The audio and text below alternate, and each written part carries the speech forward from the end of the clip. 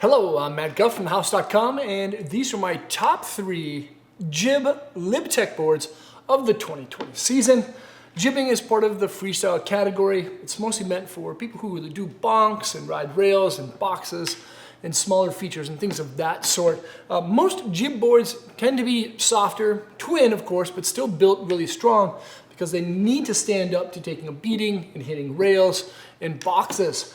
These boards are all in random order, so there's not one that I enjoy more so than the other ones, but there's some specific kind of details that make them different from one another. I'm gonna start it out with this one. This is the Money. This is the 3rd year within the Gnu lineup.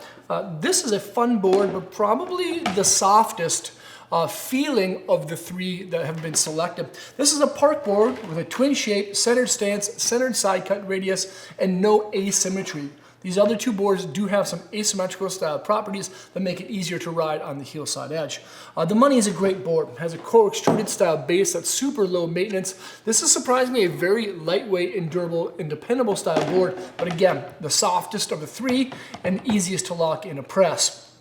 Features a BTX profile shape with reverse camber and then slight mild camber underneath each foot. But as you see, it teeter-totters quite a bit and the contact points have been raised off the snow. The second one is actually a pro model board.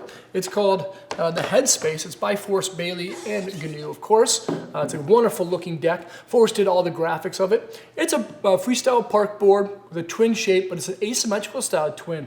That means that the heel side edge, there's one heel side edge, there's one toe side edge. The heel side edge actually has a smaller side cut radius than the toe side edge, and the heel side area also has 2 polonius strips of wood and 1 polonius strip on the toe side edge, making it easier to ride along that heel side. But the cool part about this deck is that even though it's still pliable, you can still press it really well, it has the most amount of pop out of these 3 boards because of the C3 profile shape. It's a camber dominant shape. As you see, the middle of the board is raised up, but there's a little bit of a dip that's raised off the snow to make it just a little bit easier to ride and not so aggressive. But this is definitely a well-rounded poppy board. It probably has the most high ollie pop out of the decks. And then lastly is actually a kind of a all-mountain freestyle board that falls into the twin category. The nose and tail are the exact same shape. It has the same asymmetrical twin style construction as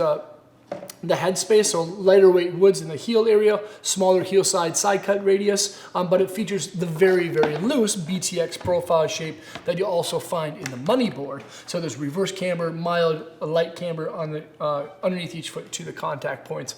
Out of all the boards, I'd probably say this is the most well-rounded one. If you were to choose kind of like one for kind of like every kind of riding, but it still falls within the top 3 Jib boards. And those are my top 3 Jib boards from GNU for the season.